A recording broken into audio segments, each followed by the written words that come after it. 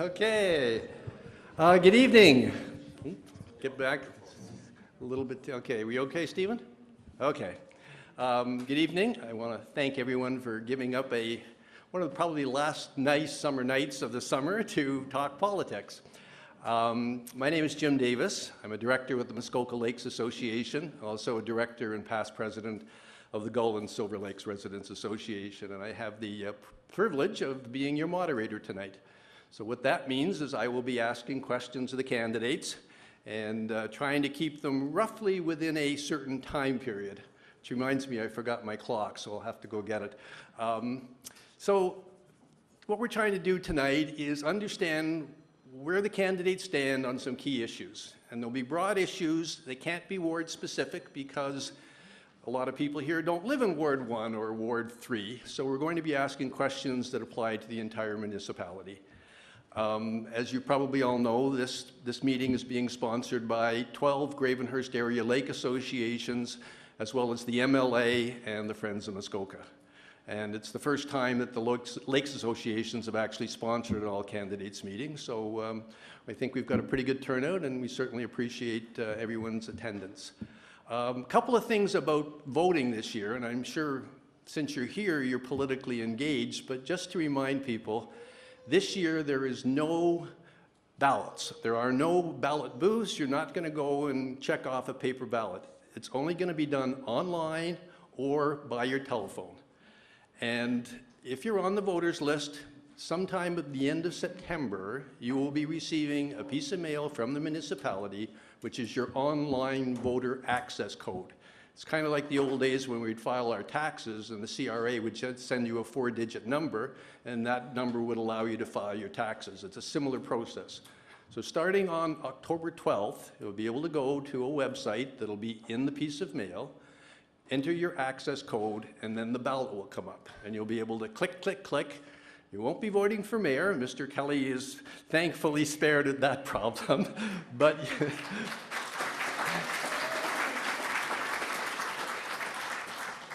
But you will be voting for your ward councillor, you'll be voting for 3 district councillors, and you will be voting for school board trustee.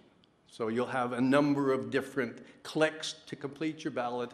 And I don't know exactly what the interface will look like, but I'm sure there'll be a send button, and you'll click, and off your ballot will go, and you vote it.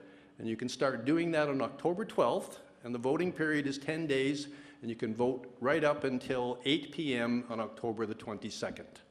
So just remember that. Now, you can still check to see if you're on the voters list by going to a website called voterlookup.ca. And that's a site that is run by MPAC, the Municipal Property Assessment Corporation. They actually compile the voters lists for the municipalities. So you can go and check to see whether you're on the voters list. Now, up until last week, you could have added yourself online, but now it's closed. But if you're not on the voters list and you want to be in the voters list, you can go to the town offices, go to the clerk's department, take a piece of identification and probably your tax bill, and you'll get on the voters list. And I think it's very important that, you know, we live in a democracy where voting is something that we should really cherish. So if you're not on the voters list, I would really encourage you to go and check voterlookup.ca. And if you're not on the list, go into the town office. I've been told it'll only take a few minutes, and you can get yourself on the voters list and your spouse. So the person who pays the taxes and the person's spouse, as long as you're 18 years of age and a Canadian citizen, you have the right to vote. Okay? So that being said, I'm going to ask the candidates to introduce themselves and what office they are running for. And we're going to keep this really tight. The candidates only got 90 seconds to answer the questions because we're trying to get in about 6 to 7 questions. And if you do the math, if you allowed each candidate to speak for 3 minutes, we'd only get about 3 questions answered. So there's going to be a little beep that I have with my timer. And when you hear the beep, candidates, it means you have 10 seconds left. And then we'll have to say, sorry, time, and move to the next candidate. And the other thing that I've told the candidates, given the time constraints, if they would like to expand upon their answers, they feel they need to provide a more detailed, nuanced answer, then They can write a short essay, a few sentences, give it to the Lakes Association, and we will get their expanded answer up on our various websites. And that way, I think we can be fair to the candidates if they feel they need more time to explain why they answered in a particular way. So with that being said, I'm going to ask Ms. Cairns to start introducing, or to introduce herself and then move to the next candidate. Good evening. My name is Sandy Cairns, and I'm running for District Council. That's it? You don't get the minute and a half? Oh, thank you. My name is John Gordon, and I am running for District Council. Good evening. I'm Randy Jorgensen, and I'm running for District Council. Good evening. I'm Heidi Lorenz. I'm the current Ward 1 councillor, and I'm also running for a district councillor. Hi, my name is Murray McEwen. I'm running for Ward 1 as town councillor. My name's Gordy Merton, and I'm running for Ward 1 Town Councillor. My name is Penny Varney, and I'm running for Ward 1 Councillor. Good evening. My name is Erin Eider. I'm running for Ward 2 Town Councillor. Hi, I'm Joe Morphy. If it was my mother speaking, it'd be Joanne Elizabeth. And I'm running for Ward 2 Councillor. My name is Mark Mantha. I'm running for Ward 4 Councillor, and that's Ride. Rah, rah, ride. My name's Terry Bilger, and I'm running for Ride, Ward 4, which is the northeast ward of the town. Good evening, everyone. It's a pleasure to see you. My name is Graham Murray, running in Ward 5. And I'm very used to being the last, with my last name being Van Petegum, and I'm Audrey, and I'm running in Ward 5 Town Councillor. So I think all of these people are tremendously courageous to put yourself out in the public eye, to suffer the scrutiny that we put our politicians under. So I think before we start, we should give these candidates a round of applause.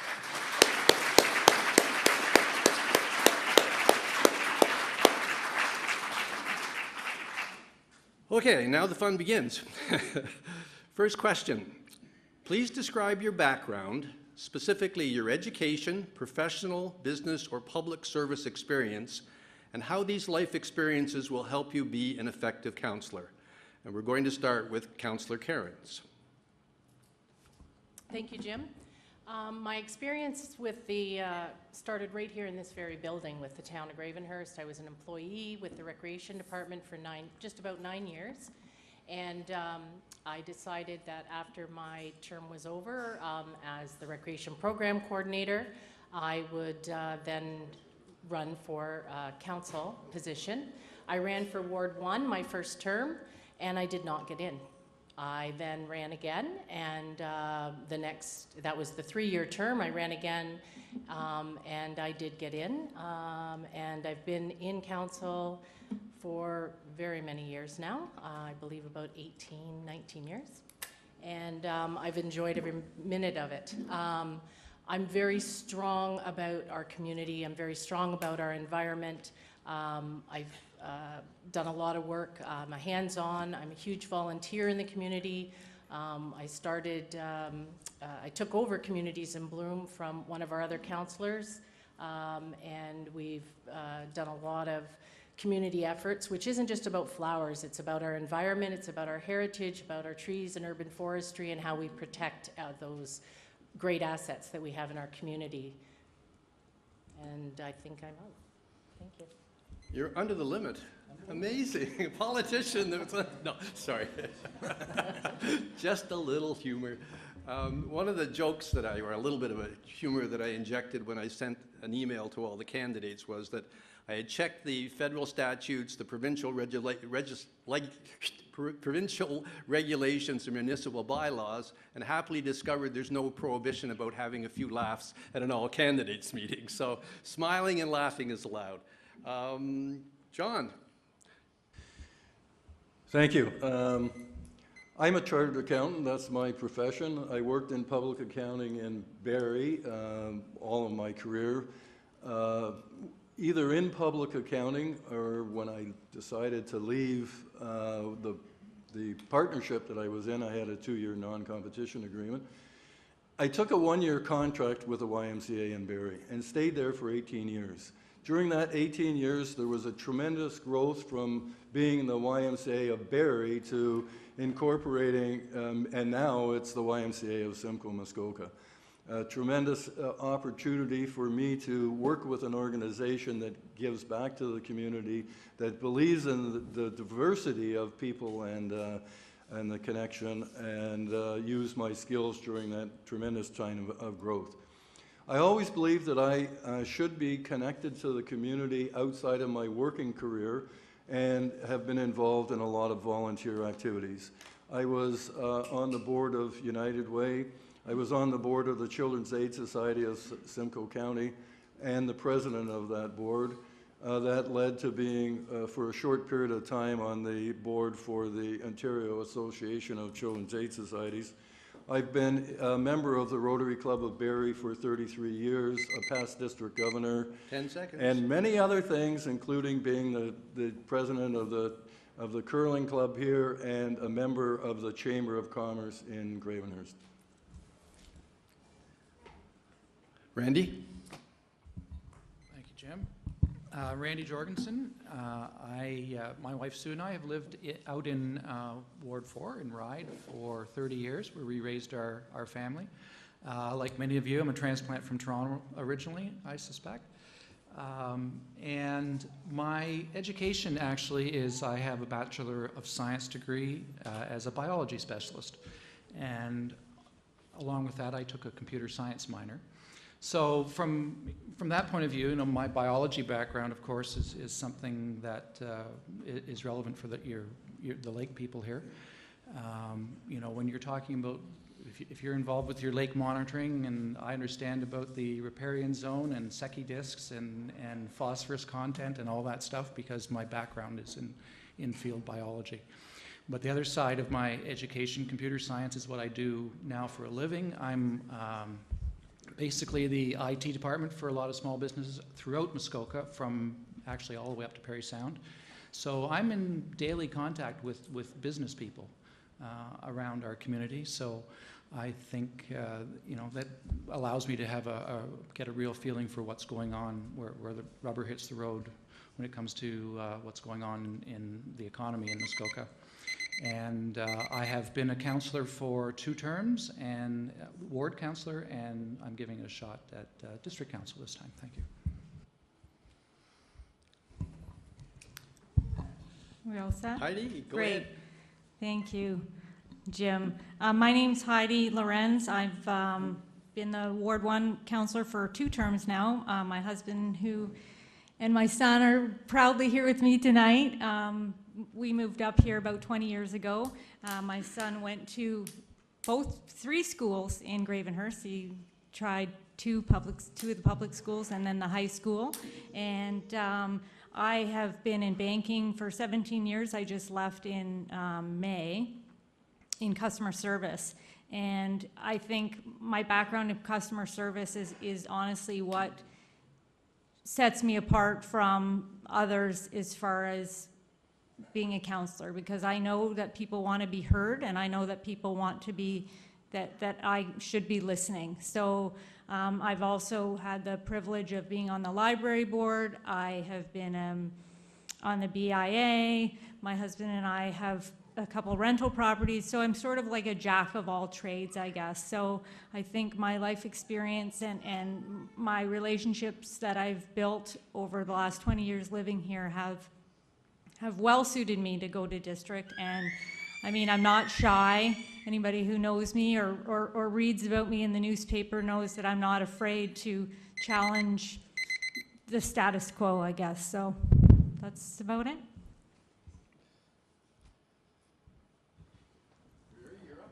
Okay. Well, I have had a long career in banking, 35 years in banking. I retired a couple years ago.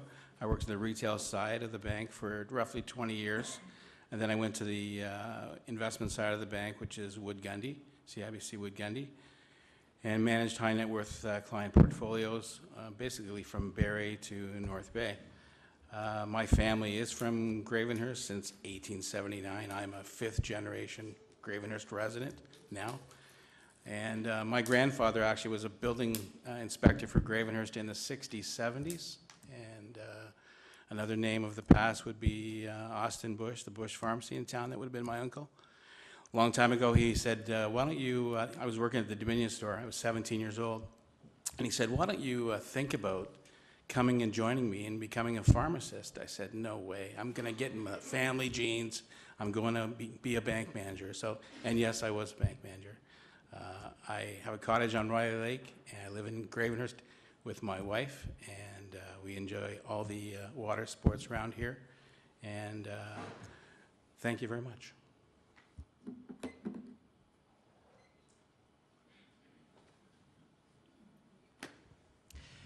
Well, hello. This isn't my first time running for politics, but it is my first time running for Ward 1. I can't say that I have been a banker, but I have had the experience within the community to stand for what I want to stand for. I have been a voice since 2009, since I graduated from Gravenhurst High School, for people who are in poverty or low-income housing. My background is very simple. I graduated Gravenhurst High School in 2009, and I didn't further my education, but I have furthered my studies in private. And I'm here tonight to further my mission to bring awareness to poverty and to hopefully win Ward 1 councillor.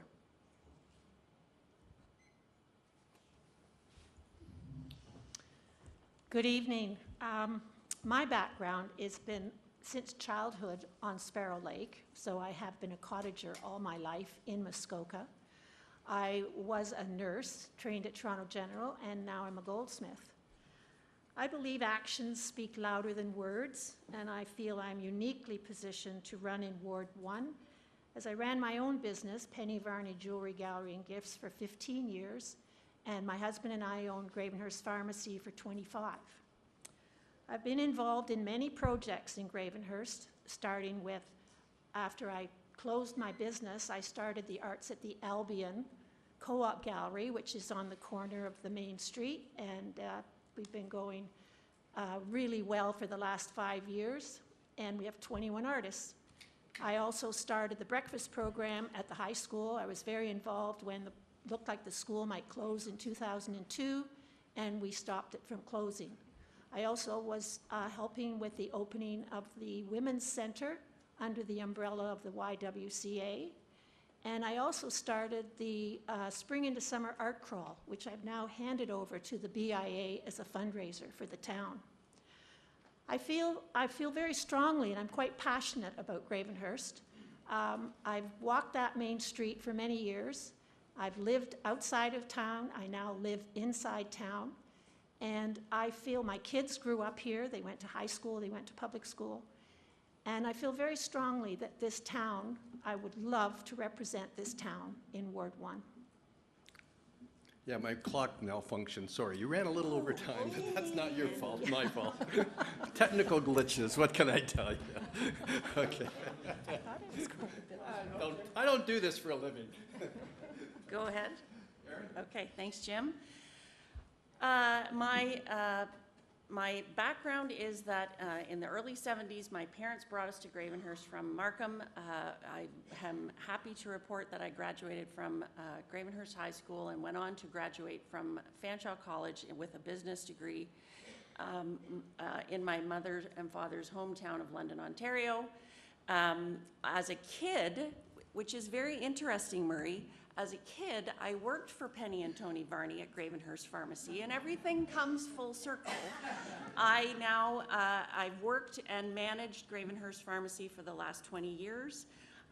All I do all day long is solve people's problems. Most of the people that are customers at Gravenhurst Pharmacy are my constituents, and so as well as their health, I take care of their roads and their building issues and their swampy marshes, and I am pretty fortunate to be able to interact with my constituents on a daily basis. So I'd like to see through that problem solving into the next term.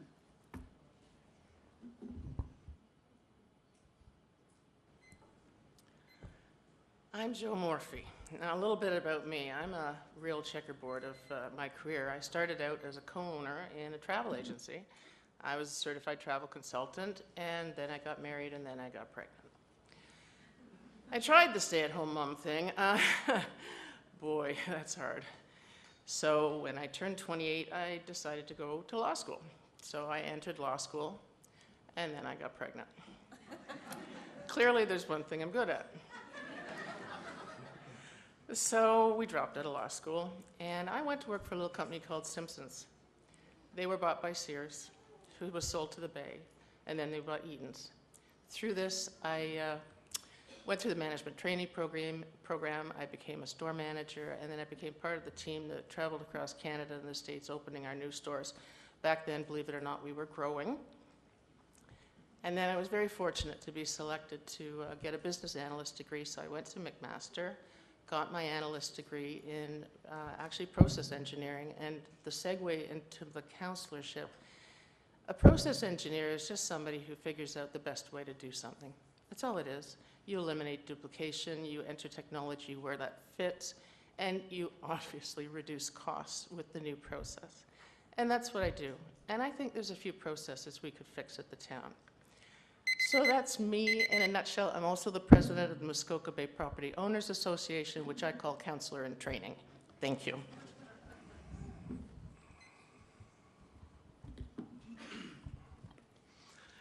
Hi, my name is Mark Mantha. I was born and raised in North Bay, Ontario, and I graduated from a business management program there.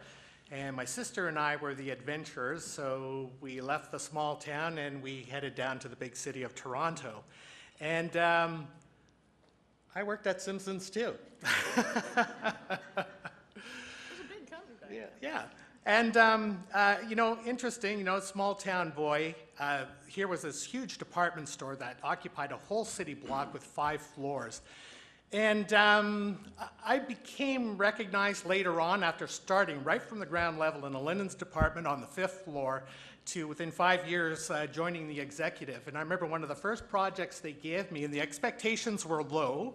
I think they might have been giggling at me a little bit in the background, that they gave me something that was pretty broken. But I turned it around and I fixed it. So they gave me another one that was even worse. So that sort of became my forte, was business productivity analysis and development. And very similarly, finding cost-effective ways to change things and make things better. Thank you. Actually, you have another 10 seconds, you know. The beat means you got 10 seconds, but that's okay. No, go ahead. Sorry, 10 seconds is up.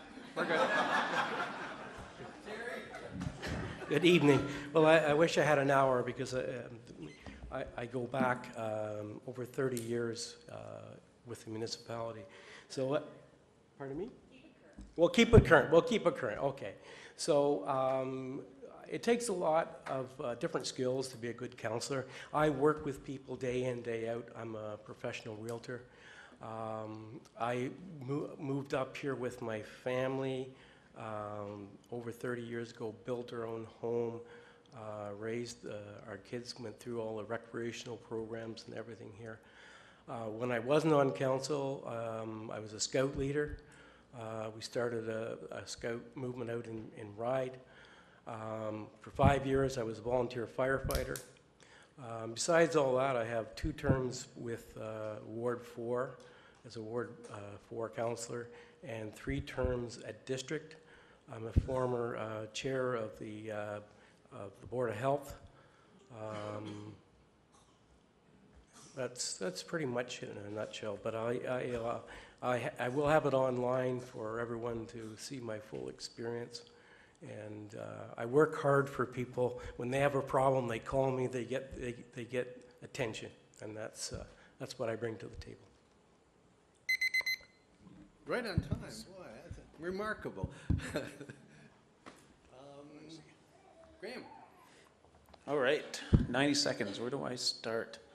Let me set the scene. 1984, dark, stormy December night. I was brought into this world.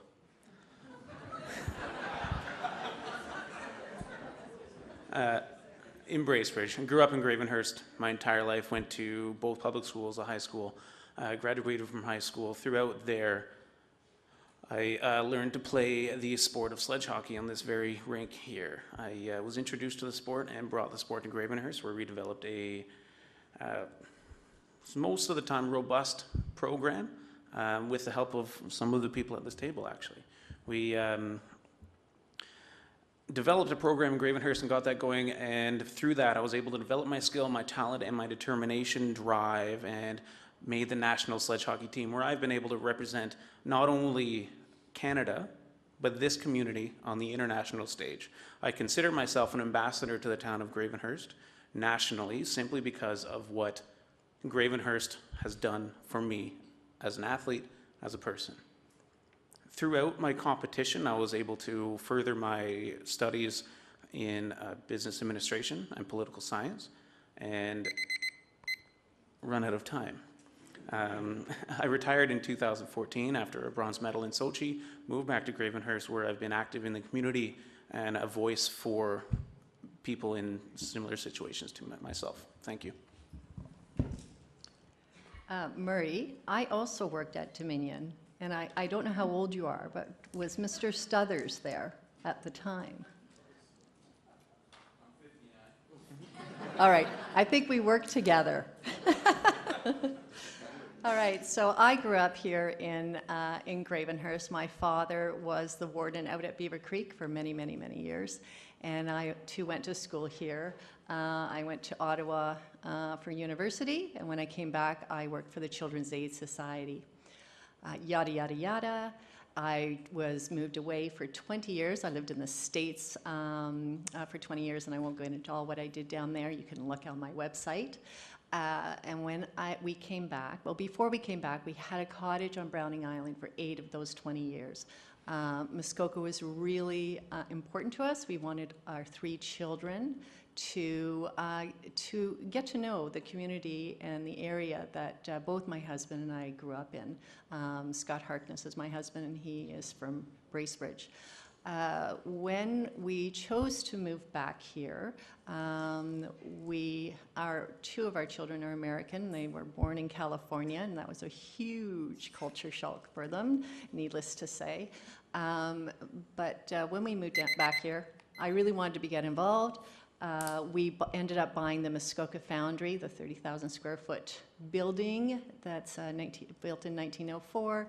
Can I have their 10 seconds that they didn't use? That was your 10 seconds, sorry. I'm involved with the Bracebridge Chamber of Commerce. I'm a mentor and coach at Muskoka Futures and Muskoka Small Businesses. So my passion and my purpose to come back here is really to get involved as much as I can. And I feel Audrey, that I'm afraid I got to cut you off there. being town council would be really good. To be fair to the other candidates. I'm done. Okay. Thanks. So question number 2, and we're going to start with Randy Jorgensen. And the question is, what do you consider are the 2 most important functions of the Gravenhurst Town Council? Well, 2 most important functions. I tell everyone that the major job in my mind of a town councillor is listening to the facts, weighing the evidence, and making decisions. So you want people who are good at thinking on their feet. You want people who do their homework.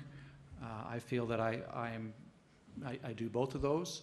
I feel I always come well prepared to council, because decision making is not something that councillors should take lightly.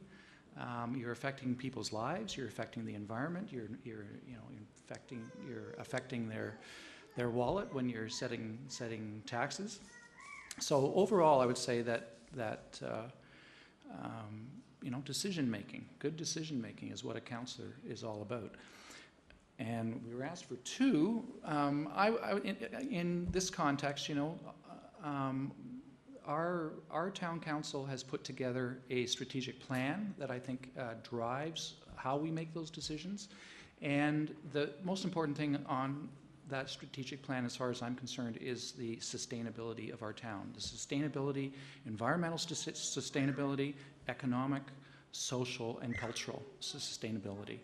So, you know, making decisions within that context is the most important thing.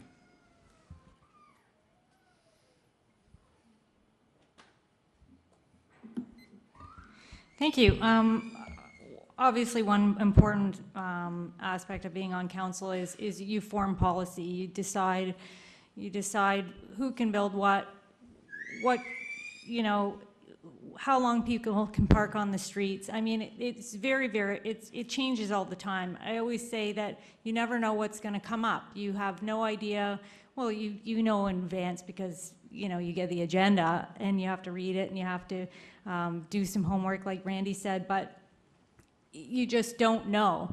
But I mean, policy is really important. We have to make sure that we're doing things, you know, back to the listening. We have to listen to what the people want. I mean, once you're there, doesn't mean that you can stop listening and stop paying attention to what's going on. I mean, you have to pay attention to what people are saying in the grocery store.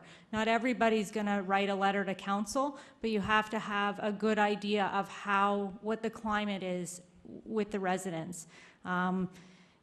I think last night, I don't know if anybody was there last night, but was a good example of what a town council can do when they're listening to the people that write to them, that call them, that show up and say what it is they'd like to see. So I think that's a really important thing is to listen.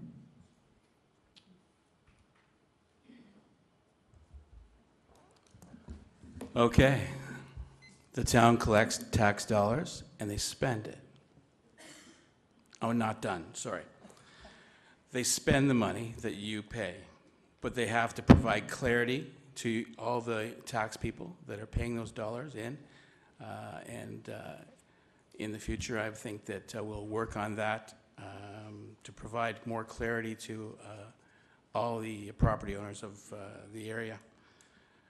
They also keep our community in good shape. So our roads are pretty good here. You can email me, call me if you don't like that. And I'll see if I can get a dip out of your road. The environment's a big thing in our area because we want the water to stay just as good as it's been for my family and his family and Heidi's family and for our grandchildren of the future. So ensuring that the water clarity and purity is continued.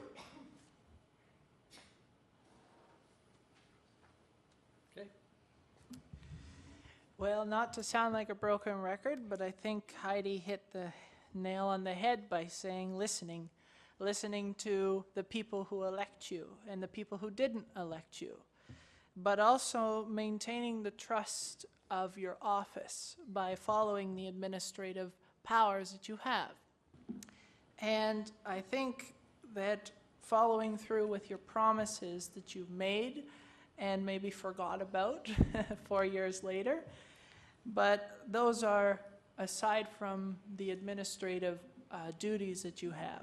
And I've witnessed some of that within some of the meetings. I'm still learning.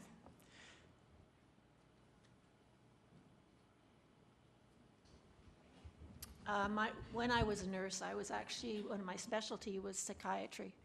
And so I feel that I'm very good at listening and communicating. And I feel a counselor has to really listen to the people in your ward and go and see if you can help them in any way. Getting the facts straight. If you're not sure, then you should go and find out what the facts really are so that you can answer and help them in the correct way. Finding the answer. I'm not afraid to ask for help, and I'm not afraid to say I don't agree, and I'm not afraid to say no, that I don't agree with something. I believe that the economic development in this town is starting to rise. It's amazing. My husband and I have been here for a long time, and we've gone through a few dips, and I really feel that Gravenhurst is on the rise, and I want to be part of that. I want to help. And I think from what I said before, the things that I've brought to the town and what I've done is showing you that I'm prepared to create and do more creative things that will help people come to the town to start a business, to buy a house, or to work. And I know that there's a long road for that, but I'm prepared to work hard for that.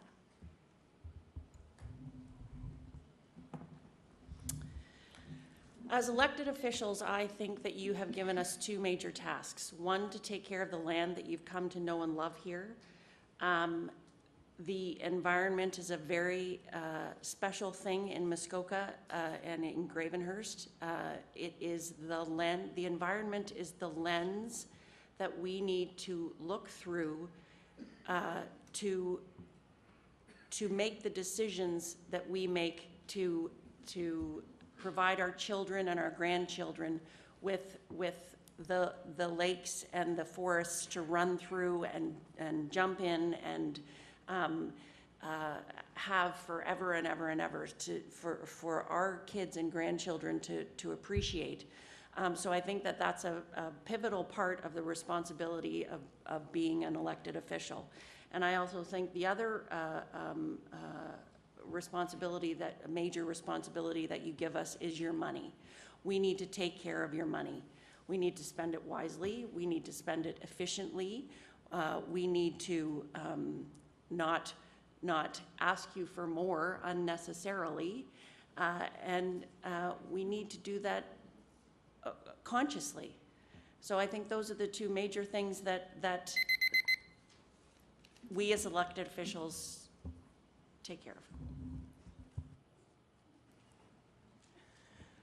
I'm not going to apologize, but I am positioning myself as a lake-friendly candidate.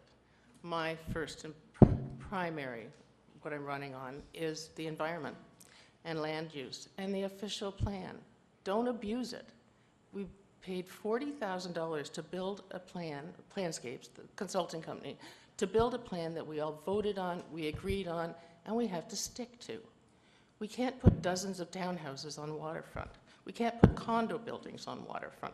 We didn't pay for property values to go down because we're staring across at a bunch of apartments. So that's my number one, unashamed platform. My second, again, is, as Aaron is our money. My property taxes have gone up 15% in 4 years. I took out my 2014, I took out my 2018, it's just under 15%. That's twice the cost of living. It's unsustainable. It's actually unacceptable. And as far as spending goes, I believe it's 7 to 10% per year the spending has gone up at the town, and we've got to curb that. Thank you.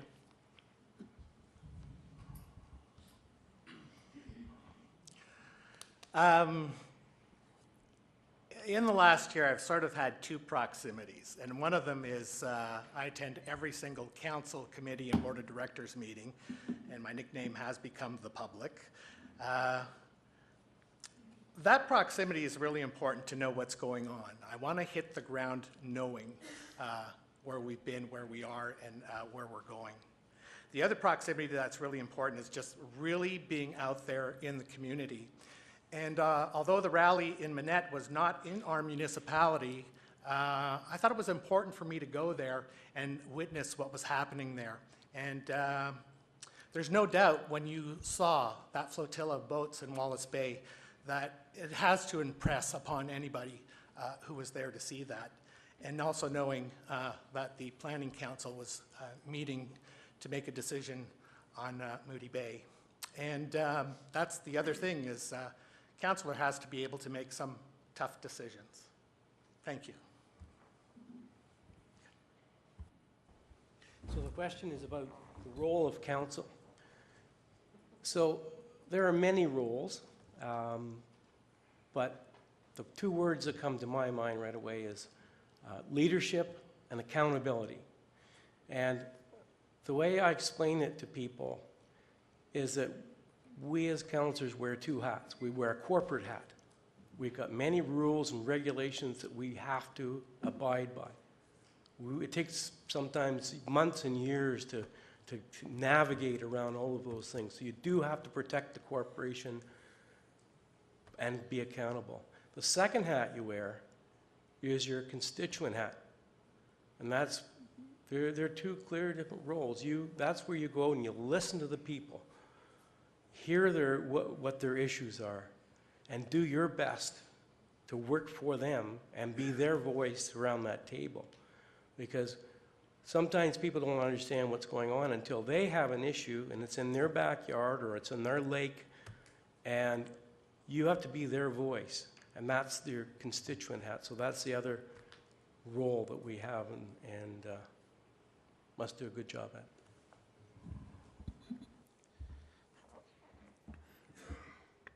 As Mr. Pilger says, I believe, first and foremost, my role as councillor with the town of Gravenhurst is to be the voice of my constituents.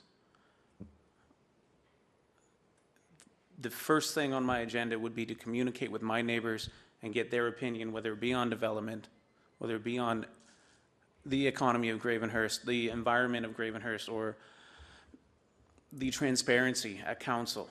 It is my job to take the opinion of constituents and represent them at council. Residents of Gravenhurst do not have a vote specifically on issues at council, but I would. So I need to be able to communicate with all of those voters, all of those taxpayers, and make sure that their money is being spent well by communicating with each and every one of those constituents. That is what I think the most important role of a councillor is to bring the voice of constituents to council. Thank you. Well, I agree with what everyone has said. And I'd like to also add just a personal note on why I chose to run. I felt that there were some decisions that were made in the past, since I've been back here for almost 5 years, that I haven't been happy with. And instead of sitting in my living room and complaining to my husband about these decisions that have been made, I felt like I wanted to take a more active role and be part of the decision making. I'm very passionate about Gravenhurst, and we chose to live back here for a reason, and it's because we love this town. So I agree that the planning, the two most important functions of a town council are the planning decisions, and the other one is being fiscally responsible. Okay, so Sandy? Thank you. It's been said and over again, but listening to the people, all of you are the people who we work for. We work for you, we do things for you, we make sure that we protect what is yours in this community. We stay open. I'm open always. Anyone can call me at any time. I've been dealing right now with Industrial Road, which has been a dirty mess. So I've been working with the town and the district, mostly the district, and it's finally being done. But you have to continue to work together. And that's the main thing, is having a team that works together in the community. And I think that that's very, very important. But number one on my list would be protecting our heritage and our environment in this community. Back many years ago, we didn't have a heritage committee. We did not have an environmental committee. And part of what I was able to do as a councillor was bring, with the past council, a heritage committee to our community and the environment committee. And with the environmental committee, we've been able to make decisions and pass them on to council to help them to understand what's going on in the community. So two of those very important is heritage and environment. Thank you.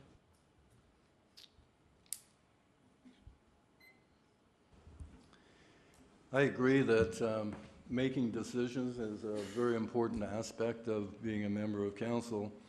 One of the things that we don't seem to be doing is looking at from a different lens and trying to step back and say, we've got a number of bylaws that are in place for these and these and these things.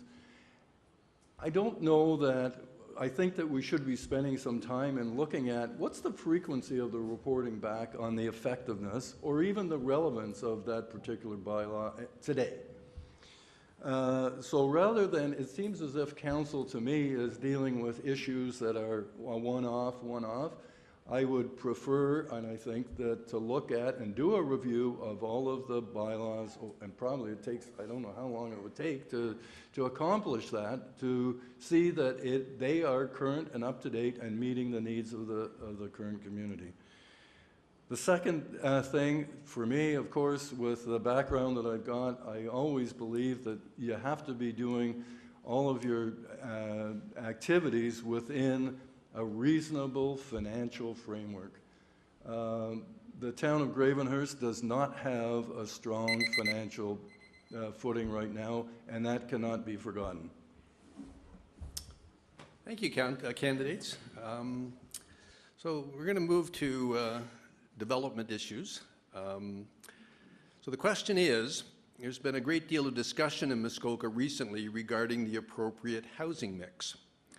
What is your position on high-density residential developments, condominiums, townhouses on our lakes in Gravenhurst? And we'll start with Murray McEwen.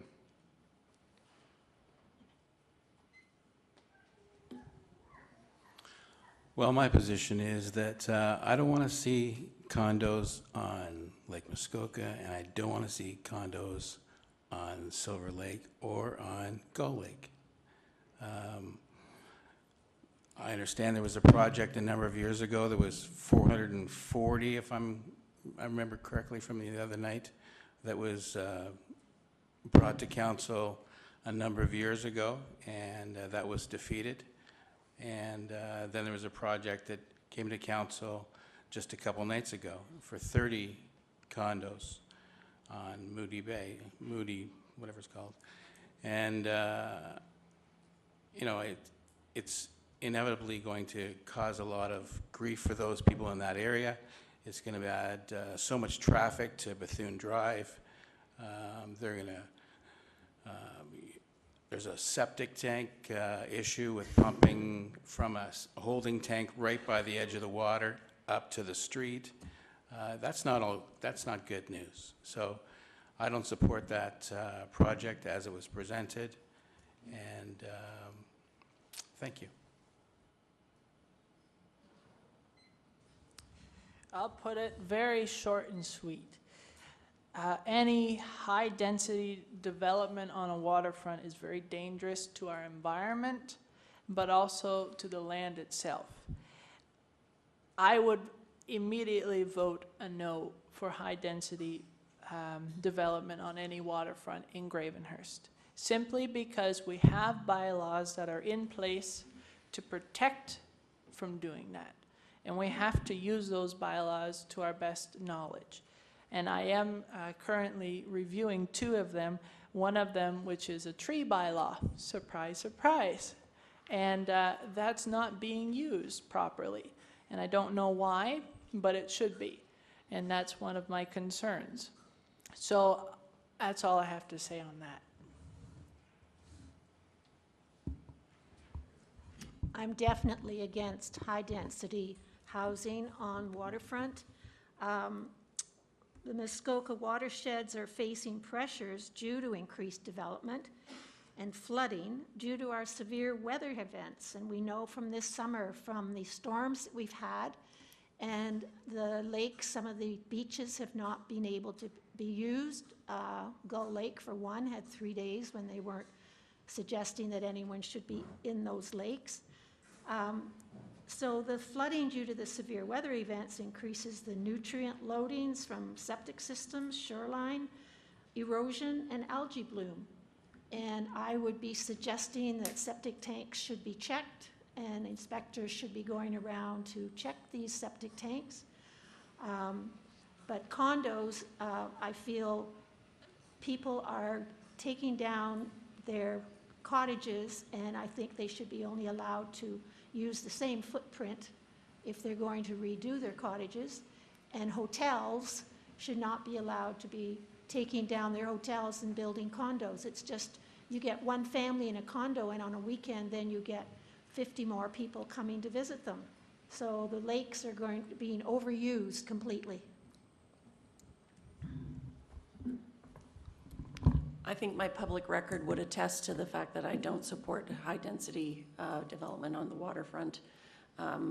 Tuesday evening was testament to that, and there's really not much more to say. Tuesday night, we did have to rally the troop to get that Gull Lake project voted down. They wanted to defer the project. We wanted them to say yes or no. It didn't qualify. It all broke all the official plan rules. 50% closer to the waterfront than it was supposed to be. I'm going to skip to my husband's boathouse. He would give us right eye to have a boathouse. But I know the official plan says you need 300 feet. So why would I spend money on a site plan and architects and developers to get a boathouse that I know I can't have? The town should just send me walking. So why did the developer at Gull Lake spend tens of thousands of dollars? Because they believe they can influence council to accept it, like they did on the Muskoka Regional Center. They proposed 209 condominiums on the Muskoka Center. And not only that, 1,500 residents for student housing. If you closed your eyes, sat in your dock, were out in your tinny, you'd see 1,709 windows if each unit only had one window. It would light up the bay, and this council voted yes. They campaigned on it, they went to the newspapers on it, they tried to get our associations to go write letter writing campaign, and that, it's unacceptable. We have the rules. Follow the rules, stay away from our waterfront.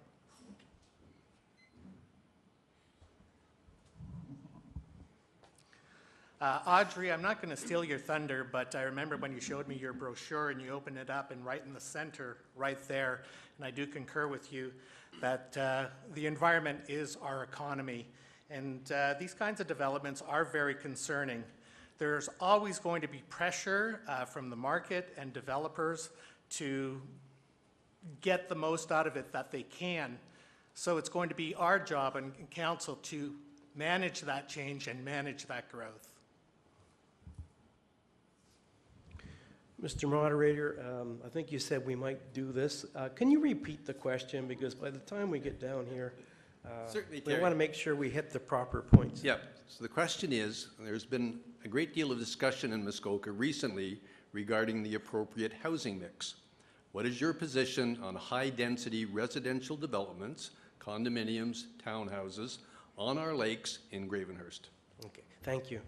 So it's evident we do need various housing mix. We need affordable homes. We need more people on our water and sewer systems, just to make it more economical for everyone. However, when it comes to higher density places and putting townhouses and condominiums on a very sensitive shoreline, that's where we have to draw the line and stick to our official plan. Spent many years working out an official plan, and then we're asked for forgiveness on that. So my answer is no. Let's not put high density development on waterfront that is sensitive.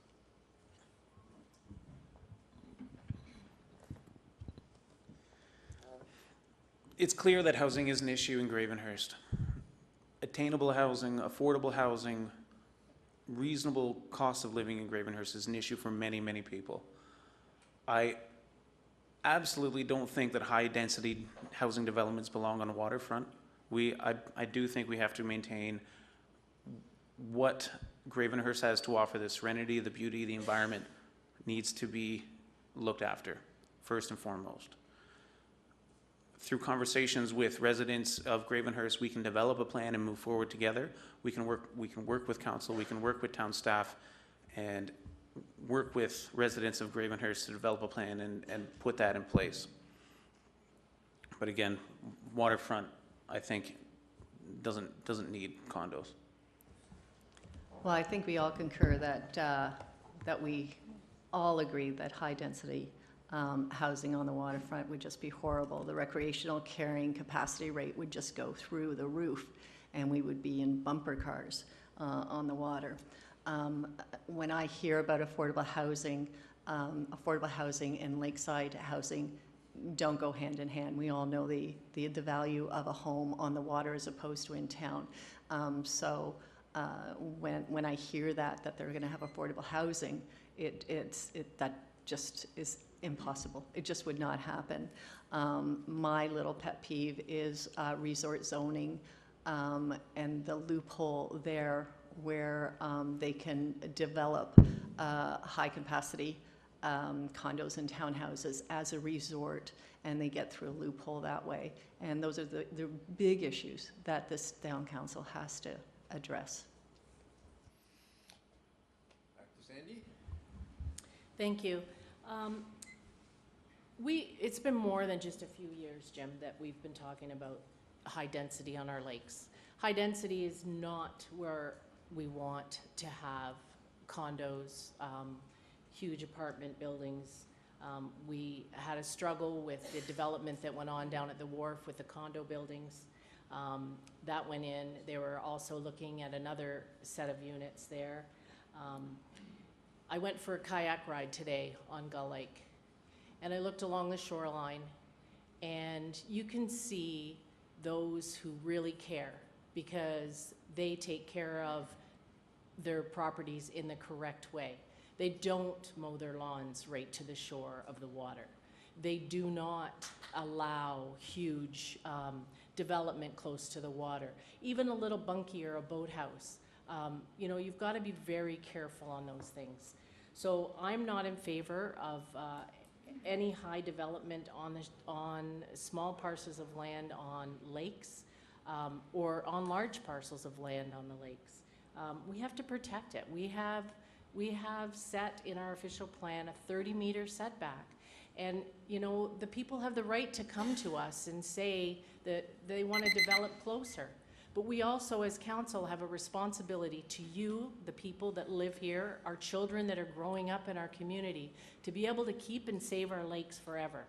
And so that they can enjoy them as much as we've been able to enjoy them now. So think about that when you take down a tree. Think about that when you're mowing your lawn right to the shoreline. It's not good.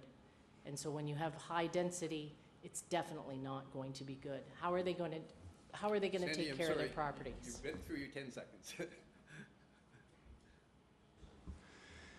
I think that the risks of the effects on the environment are just too great for high density to be in there. And I'm talking about not just the physical land on which the development is made, but I'm talking also about the effects of the usage that would be brought onto the lake by the increased activity that would be going on there. And that's even if people have the opportunity of their construction meeting all of the requirements for the setbacks. I think it's just too risky. Systems that can be put in place for pumping, what do you do if you have a long-term failure of those systems? So I think it's just too risky.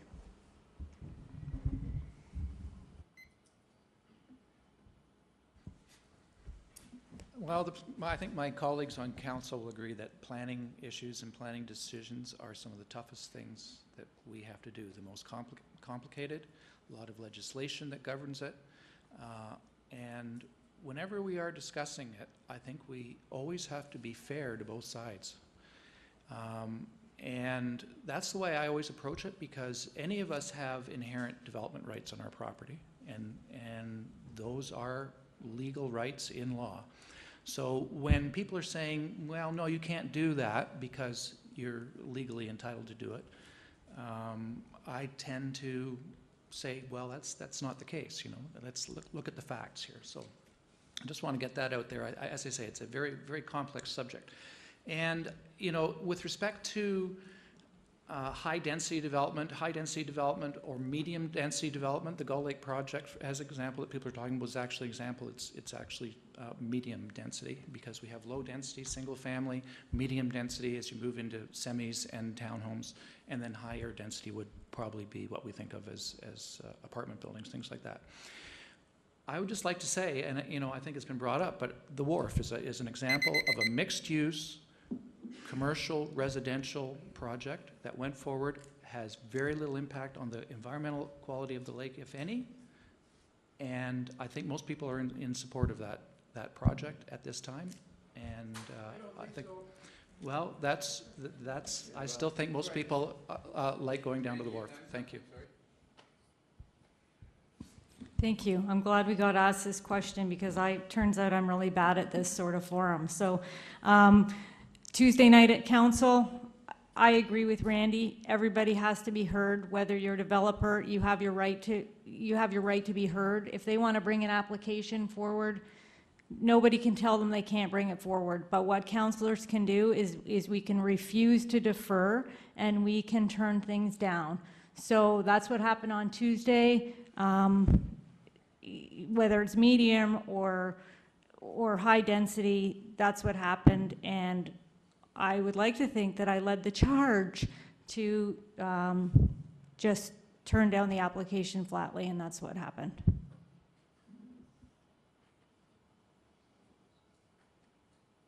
Are we done? Oh, sorry. Lost in thought. It's not hard at my age. So, fourth question. Property taxes and town spending are always of great interest to our members. How do you propose to limit increases to the year-over-year spending of the town? And we'll start with Penny Varney.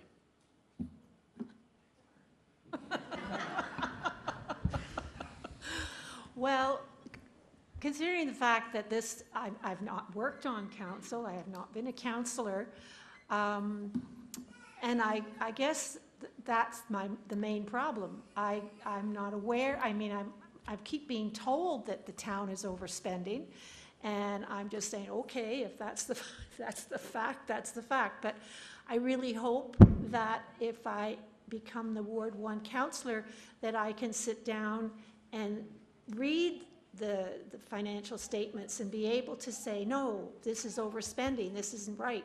I have been on the board of the BIA for 20 years, and I have read their financial statements, and we do absolutely have to curb our expense, our spending and so on. So I do understand that side of it. But as far as the town itself, I do realize that we're all paying more taxes than we would like to, and unfortunately we can't reduce our taxes, but we certainly could stop our taxes going up at the rate that they have been going up at. So I would hope that I can help people in that respect. Once again, I have public record to fall back on in that I have, over the course of the last 4 years, had several resolutions to try and shave spending. One of my biggest things during the budget time is that we have had a surplus over the last 3 years that has grown dramatically.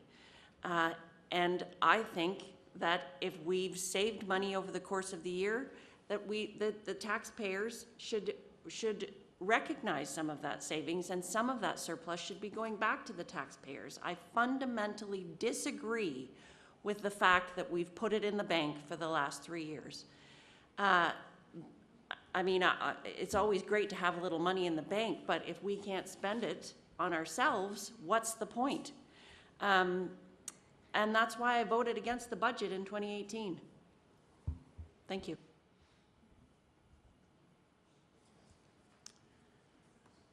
Well, curbing spending, that's a big ask to the staff, and I think my approach would be to ask council to set up a separate funding vehicle, a slush fund, let's say, and we'll challenge each department head to lower their spending. But there's going to be an award, there's going to be a pot of gold at the end of the year.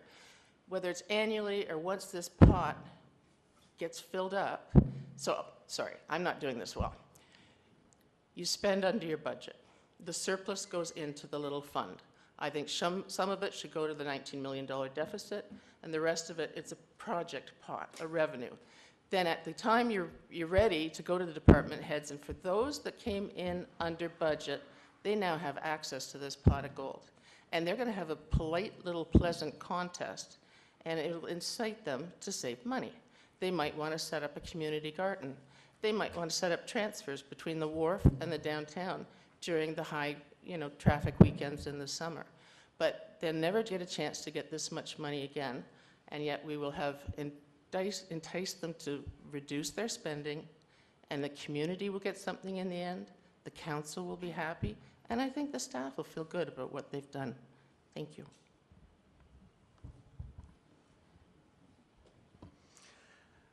Being out there and talking with the people in my community and the town at large too as well, is that that's the feedback that I'm getting, is that the property tax increase, that line has been pretty steep in recent years. I guess the question is too as well, I sat there through the budget meetings, I saw the capital asset management plan, and even when after I developed my property and I started getting my first tax bills, I was a little bit surprised.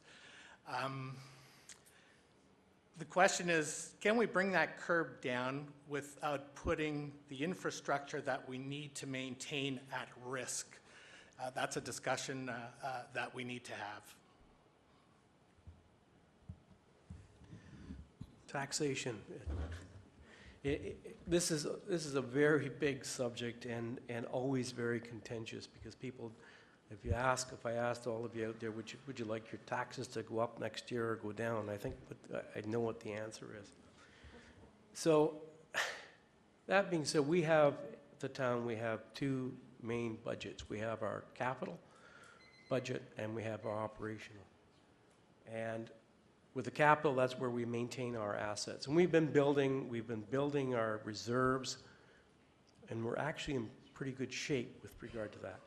The operational, we have a very open and transparent system where people from the public can come in and tell us what they want, what they don't want. But we don't have people come in and when we ask, well, what would you like us to cut? What services, what levels of service? Should we stop snowplowing? Should we shut down the arena?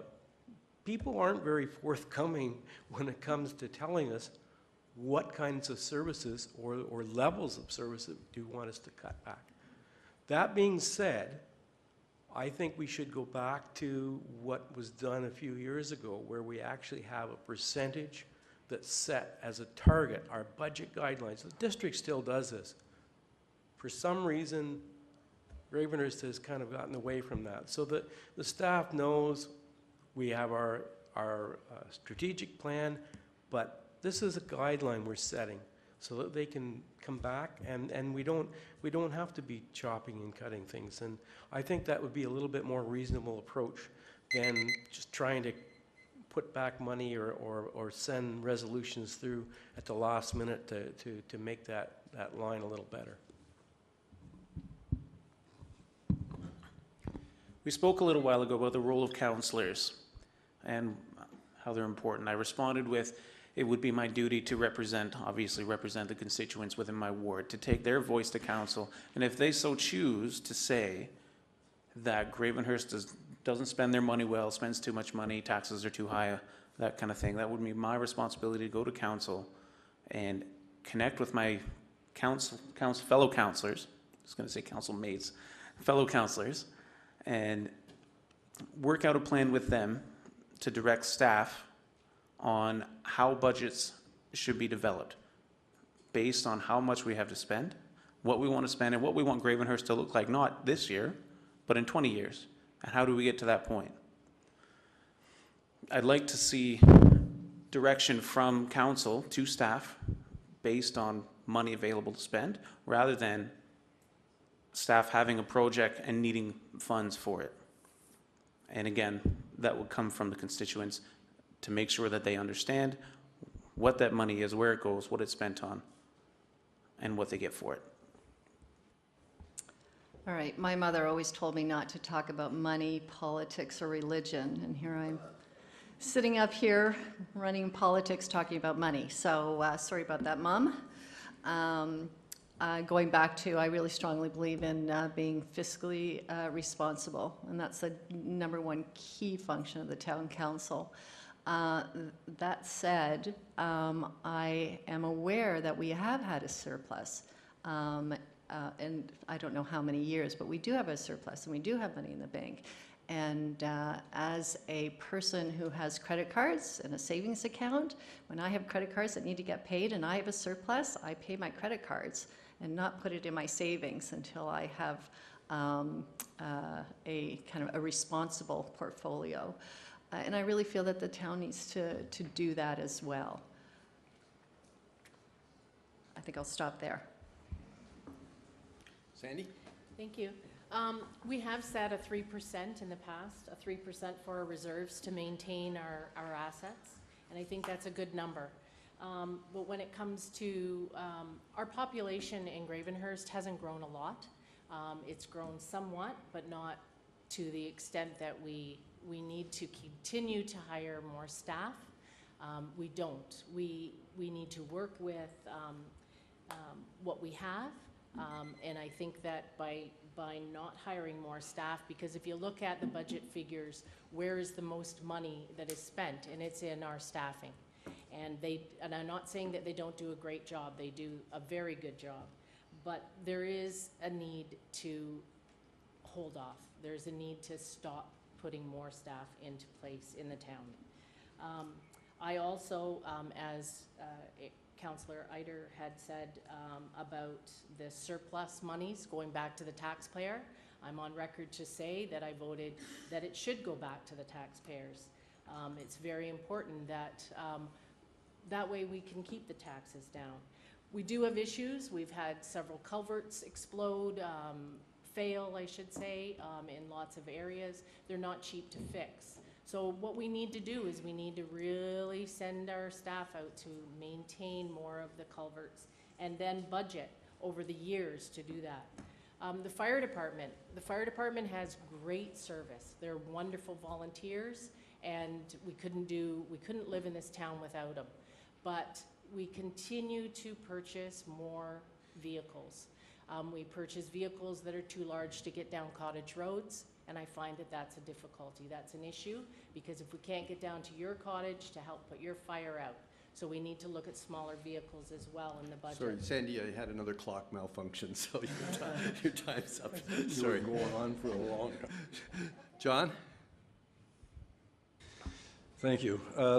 There's 3 levels of costs that need to be covered. The operating costs, the cost of the maintenance, and then the cost of the replacement of the assets that you've got. You need to be considering all of those things, and I know that the tendency would be to hope that you could not have increases in your tax rates that are higher than what the inflation rate is. But it depends on what your starting point is. And if you need to catch up on prior situations, you can't do that in the 1 year. So I think that there needs to be a longer planning horizon for all the financial. You need to make sure that it's stable, but you need to realistically put in a plan over a period of years that you can end up in a situation of financial stability and the tax stability as well.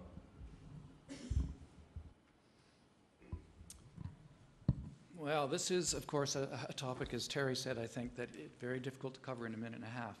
I'm just going to speak to some of the points that have been raised. First of all, every September we have a working session of council where the target is set. And if you look back in the minutes, you'll see that we have a target for spending in our operations and our target in our capital spending, and that's handled at the September working session. So for people who say we don't have targets, that's simply not true. In terms of the suggestion that we should be taking the surplus and putting it against our debt, we're not allowed to do that because the nature of our debt is we borrow, we have debentures through District Muskoka that are fixed for a period of time. That is our only debt. We are not allowed to pay that down until, for example, in 2019 we have a $2.9 million debenture coming due, and guess what we're going to use? Reserves to pay that down. So our financial people are suggesting to us, put money into reserves because we have this $2.9 million balloon payment to pay, which will reduce our debt. And finally, I want to talk about the most important thing that we've put forward in council is the asset management program, where we are planning 20-year horizon on what we need to spend to keep our bridges and our roads and our culverts in good repair. And that is prudent fiscal management. Thank you, Mr. Jorgensen. In preparing for running for election again, I went back and I wanted to be sure that I'm electable. So I went back and I looked at the last 4 budgets, and I must have written, I'm going to say maybe a dozen resolutions to try and knock down the budget year after year after year.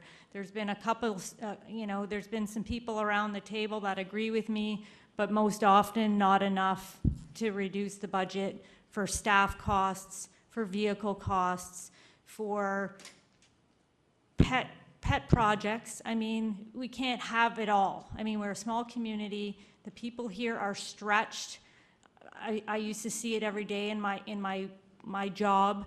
I know people are stretched. I know people can't afford their taxes to go up 6%, 7% year after year. So go back, look at the budget, see who's done what for you in the past, and make your decisions based on what actions speak louder than words.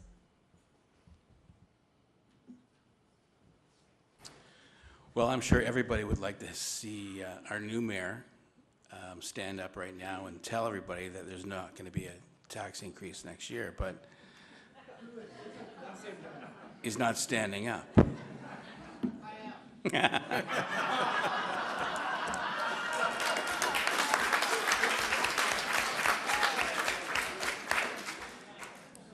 Thank you, Paul. But I think that, the increases of the past have been quite aggressive. I think that the new mayor and council will be addressing that tremendously. I know that Heidi had said to me, or I read something that Heidi had written saying that 2% was a great target over the last few years, but it didn't get achieved. Maybe with our new mayor and council, we will see that target achieved. Can you refresh my brain about what the question exactly was, please? Certainly, Gordy. Property taxes and town spending are always of great interest to our members. How do you propose to limit increases to the year-over-year spending of the town? Well, that's a question. Well, property tax is a very iffy situation. But I spoke to one of my trusted advisors, and he said that it would be smart to lock it at inflation so that the council would never have to vote on that. I think that would be worth investigating at least. As for the spending, well, I guess we can try to find ways of saving money instead of spending. And we do need to pay down our debt. And I think we should look into ways at how we can avoid creating so much debt in the future. $19 million is pretty steep. And I understand that it went towards infrastructure, but I'm having a hard time believing that because some of our roads are pretty rough. So $19 million could buy a lot of roads. But as for more spending, I don't think it's smart to go on a spending spree, but we should look into ways that we can save money, because it's not us that are paying the taxes, it's the people. Okay. So we're going to switch things up a little bit here. This is what I call the speed round. And what we're asking councillors to do is to answer either yes or no. And again, I know that that may seem a little bit difficult, but again, the offer is to expand on your answers, and we promise to publish those. And it also allows us an opportunity to ask some questions and get quick responses on questions that are essentially yes or no.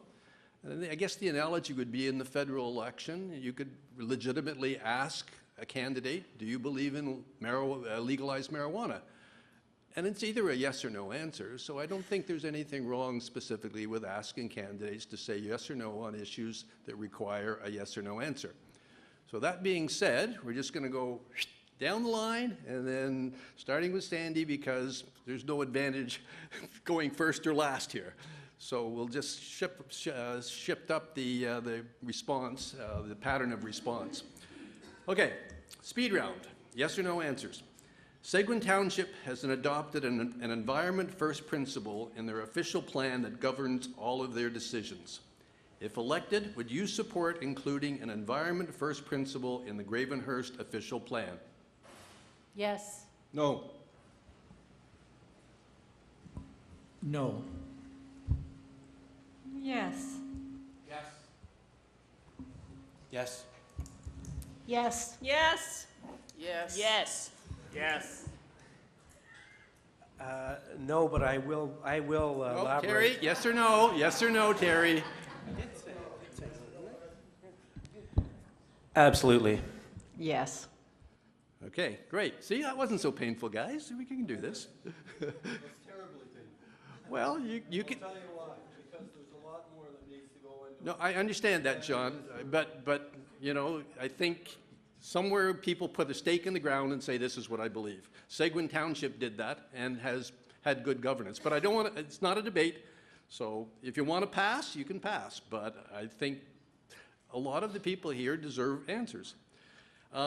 If elected, would you consult with ratepayer groups and lakes associations on a regular basis prior to major decisions by council, such as yearly budgets, development applications, official plan, and zoning bylaw amendments? Sandy? Yes. Yes. No. Yes, I think we already do it. Yes. Yes. Yes. Yes. Yes. Yes. Absolutely. Yes. Yes. Okay, two more. And this has kind of been touched on by some of the responses to the questions. The cost of living increase is called the Consumer Price Index, or CPI. If elected, would you support a motion to limit year-over-year spending increases to 1.5 times the level of the Consumer Price Index? Sandy? Yes. No. No. Yes. Yes. I'd have to say no. Yes. Yes. Yes. No. No. Yes. Yes. Okay, last one. A number of resorts in Muskoka, including Gravenhurst, are seeking the right to convert their hotel rooms to condos. Should this be allowed? Sandy? No. No. Yes, we have one. No. No. No. No. No. No. Sorry, Jim, could you repeat the question? Yep. The question is, a number of resorts in Muskoka, including Gravenhurst, are seeking the right to convert their hotel rooms to condos. Should this be allowed? Yes. I'll say yes, but an explanation later. Yes. No. Okay, so again, to the candidates, you're absolutely invited to expand on your answers, and I promise we will publish them. Okay, so back to the more lengthy questions. This is the fifth question. A slogan or value that has been adopted by many seasonal residents this election is, the environment is the economy. What does that mean to you? And we'll start with Joe Morphy. Well, I just want to level set a few things. First of all, there's 12,000 seasonal cottagers and 12,000 permanent residents. So It's a 50-50 split, basically, of who's on the water and who's not. And Jim, I am going to ask you to repeat the question. Sorry. Okay. A slogan or value that has been adopted by many seasonal residents this election is, "The environment is the economy." What does that mean to you? We at Muskoka Bay Property Owners Association for the past 4 years have worked on our water. We've gone from a yellow rating to a green rating. Obviously, environment is the #1 concern. We come to Muskoka because of the rocks and the lakes and the trees, and we don't want to stare across at apartments or condos. I think that's it. The economy is our environment, and we need to keep the environment as beautiful as it is. Thank you.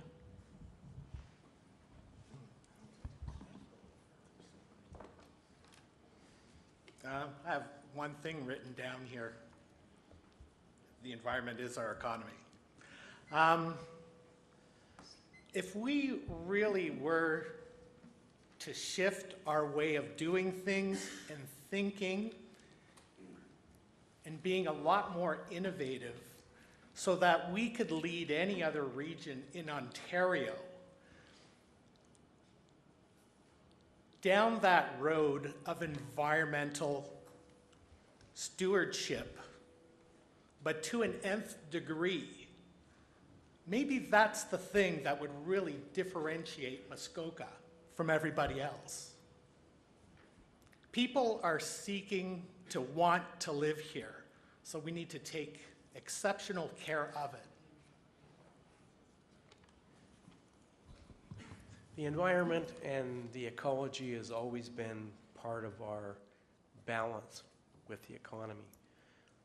If you take away our beautiful heritage, then people won't be coming here from, tourism would die off, residential, seasonal residential people would stop buying beautiful homes. It's always been a balance. And I think the more we can reiterate that in our planning, in our economic development, the better community we'll have.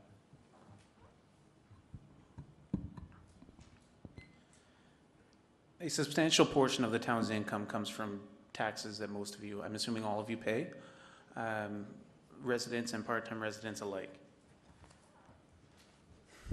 Money that permanent residents receive come from a lot of tourists, whether they live here in Gravenhurst part-time or visit overnight. Many people come to Gravenhurst, Muskoka as a whole, to enjoy the scenery, the people, the activities, the waterfront, the downtown, and they come here from all over the world. Coincidentally enough, I was speaking this afternoon to a television company from Mexico that were broadcasting TV shows in Mexico, encouraging Mexican citizens to travel to Muskoka, Toronto, Montreal, and Niagara Falls. So Gravenhurst, in that conversation, became a top-tier Canadian destination, attracting tourism from all over North America, Central and South America, and even from around the world, like I said. Without Gravenhurst being what it is, we wouldn't be here. Well, since I have that exact slogan on my brochure, I definitely believe that the environment is our economy. And I strongly believe that in economic growth, of course, and there is a fine line between economic growth and environmental sustainability, and we have to be aware of that. When we moved back here 5 years ago, Gravenhurst is really unique. We are sandwiched between two lakes, Lake Muskoka and Gull Lake, which I don't have to say, and then many other little lakes around us, and then many other big lakes around us. But the core of this town is right in between two lakes, which is unique in any other major town in Muskoka. And we really have to honor that and protect it as much as we can. Okay, Sandy? Thank you. I definitely believe that the environment is our economy, but we need to educate everyone about our environment. We have invasive species that are nearing to take over our communities and our lakefronts. We have Phragmites. Phragmites is the tall grass that you see growing that looks good in some areas, but it's all the way down the Highway 400 corridor. It's now heading way north. It grows 15 feet and it takes over all of our beauty. So protecting the environment, protecting our native species is so important to this whole economy. But we need to educate people, and I found that at the district level, being involved with that is that if we don't protect and we don't do something now, we're going to be in big trouble. So definitely that environmental is our economy. I think that both of them are important, the economy. You can't not look at trying to improve your economy. There likely is a negative impact unless you're very careful to the environment. So I think that the equation that you need to be making is that while trying to work on the improvement of one, you don't destroy the other one. You need to make sure that both of the environment and the economic changes that are taking place are sustainable. Thank you. I'll remind you that I said earlier that Council has adopted our strategic plan that identifies sustainability as a goal for the municipality. And some people say there's 3 pillars, some people say there's 4. The economy, the environment, the social sustainability, and cultural. So each of those is important to keep Gravenhurst sustainable. And in terms of the environment, my background, again, as I said, I'm a biologist. I understand the environment. I am Gravenhurst's, the council's representative on the Muskoka Watershed Council. I am one of council's representatives on our Gravenhurst Environmental Advisory Committee. As part of my job as a councillor, I'm working with the environment. But because I got the lake associations in the audience here, I'd like to just remind you of Muskoka Watershed Council has published a wonderful book about living on the water in Muskoka. Each one of you lake associations should be giving that to your members because it outlines what you as waterfront residents should be doing. And I'd just like to point out that our zoning bylaws in Gravenhurst require 75% of your waterfront to be natural. For those of you who've been to my place, you'll know my waterfront is 100% natural. But just ask yourself, do you have lawn going down? Do you cut between the trees beside the water? That's not natural. Thank you. I'm not a biologist, but I know that the economy is driven by the environment. I mean, that's why we're all here. We're all here because we want to be where there's clean air, clean water, rocks, and trees. So the economy does drive, I mean, the environment does drive the economy here. I mean, we don't have enough seasonal jobs. I mean non-seasonal jobs. It would be certainly nice to tap into something, but mostly the people who live and work here cater to, well, I shouldn't say most of the people, I would say a fair number of them, cater to people who are coming here to enjoy the environment. So without it, I mean, no, I don't think any of us would be here. So it's paramount that we protect the environment. I think it should be top of mind for everyone.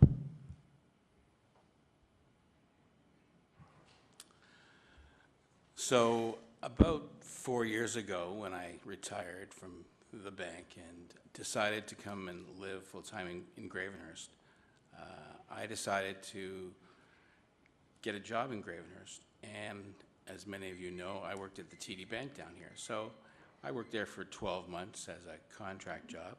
And the reason was to find out more about Gravenhurst and the people of Gravenhurst. So I did learn that because I found there was a lot of wealthy people in town and there's a lot of poor people in town who who have a great income maybe for 7 months of the year, and then the other 5 months they're scraping by on ODSP or part-time jobs or many part-time jobs. So the economy that we have that's driven through the summer months definitely benefits our town, but we've got to find more jobs for our people that are maybe connected to the environment that will help us keep our lakes quality in good shape and not pollute our waters. And there you go. Can you repeat the question, please? Yep. A slogan or value that has been adopted by many seasonal residents this election is, "The environment is the economy." What does that mean to you? Well, to me, it means protecting the wildlife that is in the environment. I work at a marina in Bracebridge, and I'm very proud to work there because we have that ability to protect the environment. We have a turtle at my work. We call him Hank the Tank. He's huge. And everybody that comes wants to see Hank. Doesn't want to say hi to us, wants to see Hank. So the natural attraction that Gravenhurst and Muskoka can bring, I don't think you can put a number on that. And I've lived here my entire life, and I love this place. So yeah, to me, it is the economy. It drives, brings people here, and all the time. I know. I definitely believe that the environment is our economy. Since I started the Arts at the Albion, for the last 5 years, the number of people that come through our gallery from all over the world is absolutely amazing, and they come to Gravenhurst because of the lakes, because of the rocks, because of the trees, and they just are absolutely amazed when they see pictures in the gallery of these areas, and they buy the pictures to take home to show their families in their own country, to say this is what it's like in the northern part of Ontario. I really realize there has to be a balance between development and sustainable environmental practices. And I think we all have to learn what those are. I feel that we do have business going on in Gravenhurst for, as Mary said, 7 months of the year, but I'm sure we can develop some other businesses that we can help also with environmental reasons to help people and find jobs for people in Gravenhurst.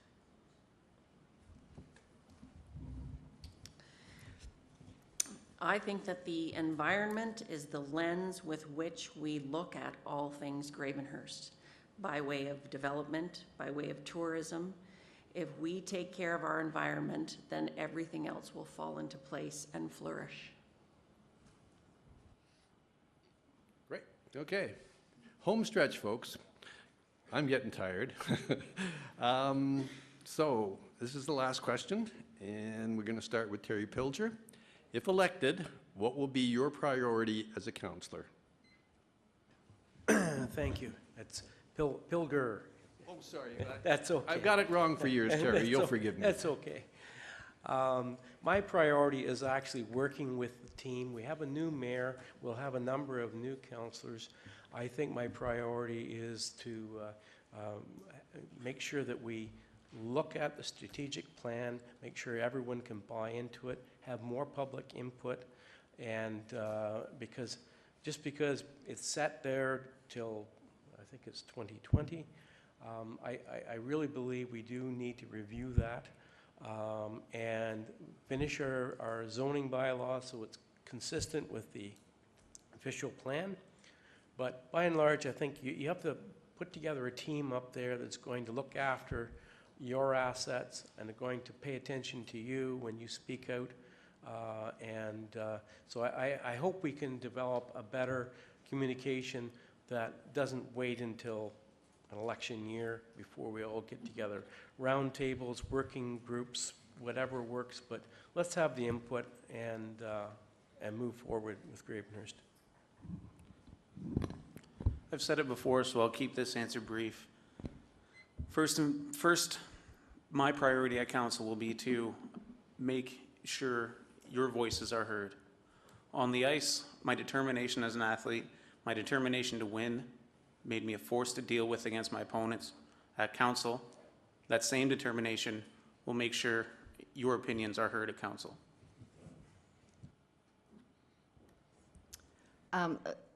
People have talked about the strategic plan of Gravenhurst, and if you haven't read it, I highly recommend it. It's actually very good, and it does talk about the environment first in the strategic plan. But there's some really interesting information there that it's very, very easy to read, and I think it's like 134 pages or something like that, and that seems daunting, but it's really not. So I really encourage everyone to read it. It's on the town website. My priority as a town councillor is being transparent and approachable. And I have started a Facebook group. It's a closed group just for Ward 5 residents. So if any people are in Ward 5, you can join this group, and that would be a great way for us to communicate if you're on Facebook. The other priority is that there are some major developments. There's a nursing home down on Isaac Street. I don't know if everyone knows about that. It was going to be 5 stories high. It was monstrous. Taboo is another issue that is close to my heart and in Ward 5. So there were some huge developments that are happening on the lake that I feel pretty strongly about, and I would definitely prioritize those as the key ones. And it was really interesting last night, and of course these council meetings are open to the public, and there was a lot of public on Tuesday. I do encourage people to come and see, and I've been to some for the nursing home that was approved on the end of Isaac Street, and the Moody Bay. They're very interesting. Actually, they're not. People may think they're boring. Sorry, Audrey, another clock malfunction. So you're. All right, I'm done. Okay. It's hard. The technology defeats me. What can I say? I'm getting old. So, Sandy? Thank you. Priority. There's so many priorities that, this community, that I feel are important to this community. Being transparent, being accountable, being out there and being in the community is something that I've done since the day I came here when I was born. My father is a Barnes from West Gravenhurst. We've worked really hard. My father was a contractor. He was a great contractor in this community, and I think that he tried before the time was happening. But attainable housing is very important to our community. Keeping our environment is very important to this community. And when I say attainable housing, I mean housing. People can't find houses. Middle age, middle class, middle size, middle price. It's not available.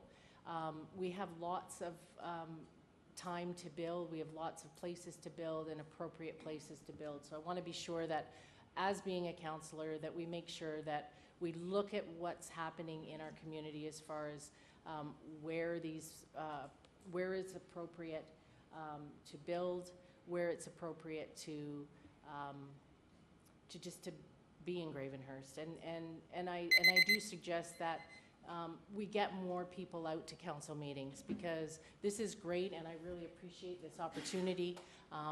The lake associations have been more than gracious in coming forward and being involved, and that's what it makes a community, and that's what I'd like to see happen, is get more of you involved in making the decisions, because there's only so many people around the table. Herding cats. Sorry. I think that it's very important that the new council does work together, does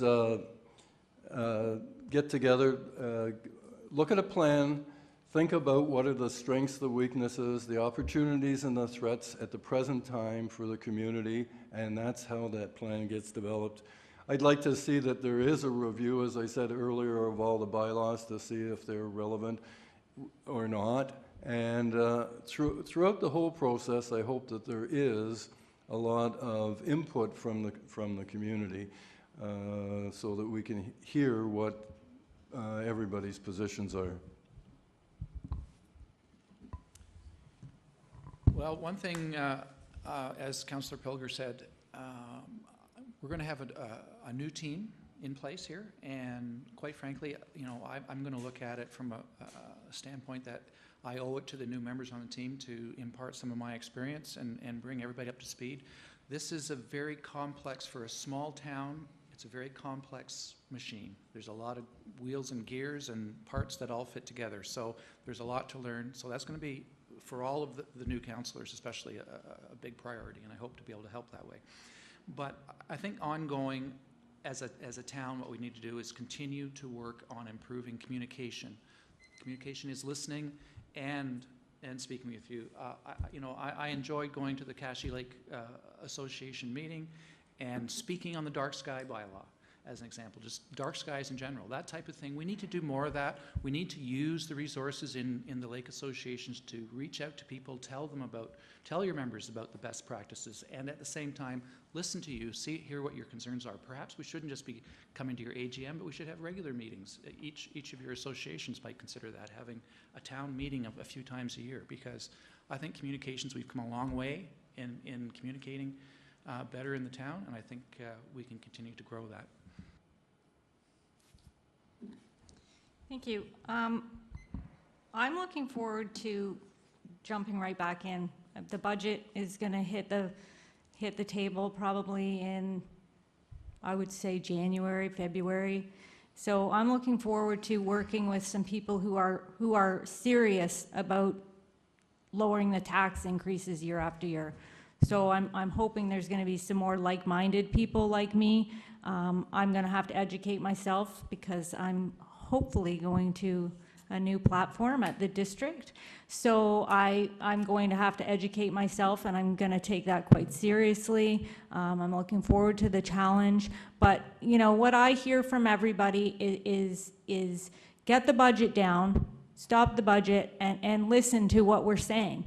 You know, and I've sat there honestly and like pounded my fist. I mean, you're nodding because you know, and I've sat there and they're like, we don't hear it. We don't hear it from people. And I say, it's out there. People are tired of it. So like I said, I'm looking forward to some like-minded people that are gonna like have a serious look at the budget and take a stand. Let's do that question again for fun. If elected, what will be your priority as a councillor?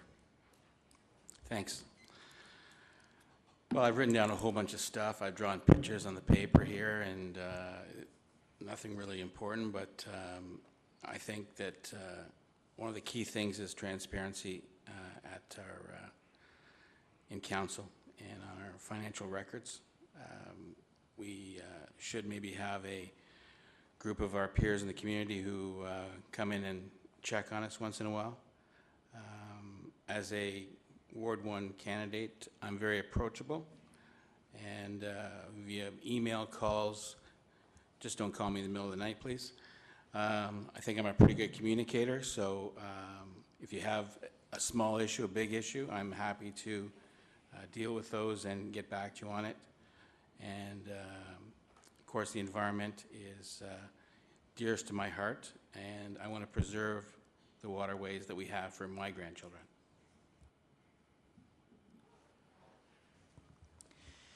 My priority is to do exactly what I set out to do.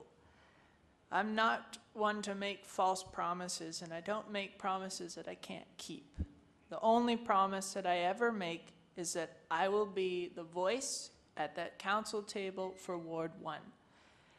What I want to work on is I want to work on inclusiveness. I want people, when I go door knocking, people say, I don't want to go to the town hall, because all I hear is, yeah, we'll look into it. But they never do. I don't know why, but But I want to be that person to say, I'll look into it and I'll call you back. And I do. And I want to work on making Ward 1 the heart of Gravenhurst. I want to be able to say, you know what, Ward 1, it's going good. Gravenhurst, it's an economic hub of Muskoka. We used to be. Why not do it again? And excuse this phrase because it's been used by some unpopular people, but I want to make Gravenhurst great again.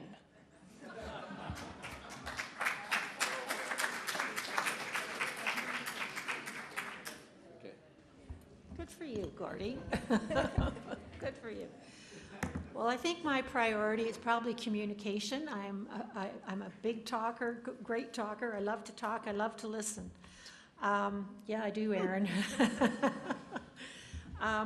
But also economic development, which is, of course, trying to attract business to this town, because over the years, we've lost a lot. My husband and I came here 40 years ago when there was industry here. There was Rubber Set, there was Gravenhurst Plastics, and there was Muskoka Centre. And this town, out of the 3 towns, was the busiest. It was busier than Bracebridge and Huntsville. And look where we are now. It's because we don't have the industry, and we need to attract it back to Gravenhurst.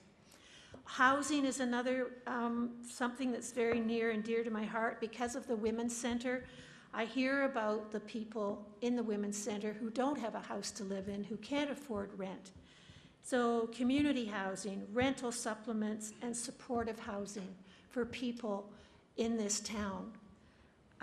There are a lot of homeless people in this town, and I do belong to GAP, which is Gravenhurst Against Poverty, and it's working its way through trying to find places for people who don't have a place to lay their head.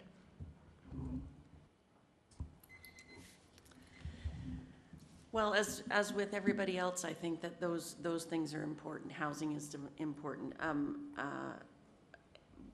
I do believe that there is a negative perception in the community about how business is conducted in the town of Gravenhurst. And I think that communication is a big part of that. And I anticipate that in this next term, there will be a different vibe around the table that will help to promote open and civil conversation and discussion that will improve the constituents and your opinions on how decisions are being made and business is being conducted. And I think that's important to prove to you that we're going to take care of you. Well, I think we've got it across that we care about the environment and we care about our budgets. But what I'm going to focus on is execution and follow through. I'm a little bit with Gordy. I think things fall on deaf ears sometimes, and I would like to see that to change. My membership, I had my email lit up when that water tap was taken away on 169, and all of Ward 2 didn't have drinking water. And I contacted the councillors that was speaking at my AGM, and I said, guys, this is a hot topic. You're going to have to answer to this. And they did. They promised me on June 23rd that from 2 weeks, signs would be up saying where the new tap would be. They explained it would be at the boat rental business. It's town property. You'll have access. There's a pumping station. You can drive up and fill up your jugs. My cottagers packed up the car, packed up the kids, packed up the grandkids, got the cooler, got the food, had their empty water jugs, and went to Jugtown to purchase water because they didn't know where the water tap. I went yesterday. It still says in front of that pumping station at the boat rental business, private property, autos will be towed. I think we need to do a better job and do what we say we're going to do. Thank you.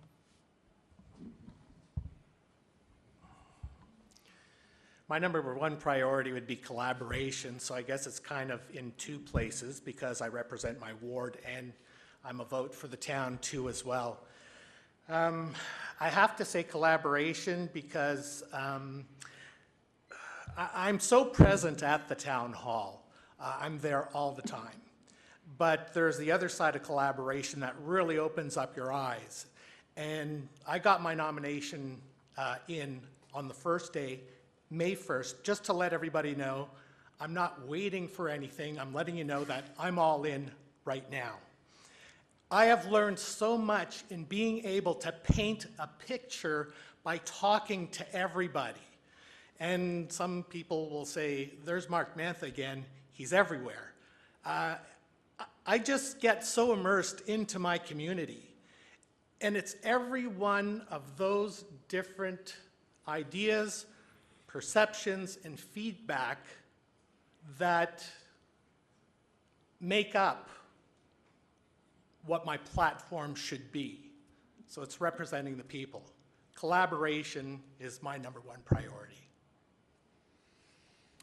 Okay, home stretch. Now, Mr. Kelly and I, our new mayor, had chatted, and I asked Paul if he wouldn't mind saying a few words, and Paul was extraordinarily gracious. He said, I don't want to take away from the candidates.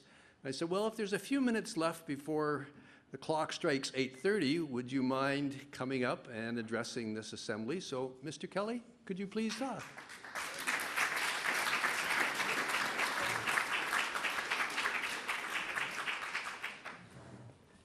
Thanks, everyone. I usually feel more comfortable walking out there with the mic, but because it's up here, we'll just talk about a few things. First of all, I want to recognize the candidates. I have to say, 4 years ago, at our all-candidates meeting at the Opera House was my first experience being in front of people like this. And it certainly can be daunting, to say the least, but I do want to congratulate all of you for, and at that time, by the way, too, those questions we knew. So we had a little bit of time to prep. So this group up here really didn't have that opportunity, and I think that you all did an amazing job. Congratulations for doing that. Along that line, something that's really interesting, and Mark mentioned about his jumping in early. Well, I did too. In fact, last December, my wife Sue and I started talking about what does the future look like, and we started talking about potentially running for mayor. We made the decision as a couple that that's what we would do, and so we've moved down that road. And so May 1st, of course, the nomination went out there, and I had to pay a lot of people off to be acclaimed. And I think I scared a few people off too. And in fact, I've got a lot of buttons that I'm trying to give away. I've got brochures. I actually have beer cozies I've been trying to give away. And some people have said, so why have you got all those signs out there? Well, I don't have a whole bunch of signs, but I want to share with you, there's a reason why. It wasn't just a fluke. We had Plan A and Plan B. Plan A was if someone did run against me. So we're kind of moved into Plan B. And so Plan B, we had two different signs, actually. Plan A was, if you've seen my signs, in the top left-hand corner was elect Paul Kelly, Gravenhurst Mayor. What we did with Plan B on the sign was take off elect. So the signs you're seeing out there don't have elect on it. The reason, though, and some people say, are you crazy? Why do you have to do that? You've been acclaimed. Well, the reason is 3 or 4 years later, people are still saying, oh, you're the guy. You're Paul Kelly. You're the guy with the signs way back in 2014. So I figured this time around, you're going to see a picture. At least you can put a face to a name. I'd also like to recognize a couple other people here. Stephen Klink. Stephen Klink is sitting in the second row there. You haven't met Stephen? He was also scared off a lot of people. And so Stephen is acclaimed in Ward 3, so he's already going to be on this council. But beside Stephen is John Klink, who's our district chair for the District of Muskoka. So welcome, John. But I also like to mention my campaign manager sitting in the front row. That's my wife, Sue. As I've said to a few people before, she might have been my biggest competition, so I made sure she was my campaign manager. One thing that was missing when all the candidates were up here was the question, and I thought some people might actually say this, I'd love to work with Paul. I didn't really hear that answer. And you know what, Jim? What we could have done is do a yes-no answer, I'm thinking, on that one. That would have been a really good question to put forward. Yes. Anyway, it is a real opportunity that I want you to know that I have not taken lightly. In fact, the last 2 weeks have probably been, or 3 weeks now, have probably been the busiest time I've had in 4 years.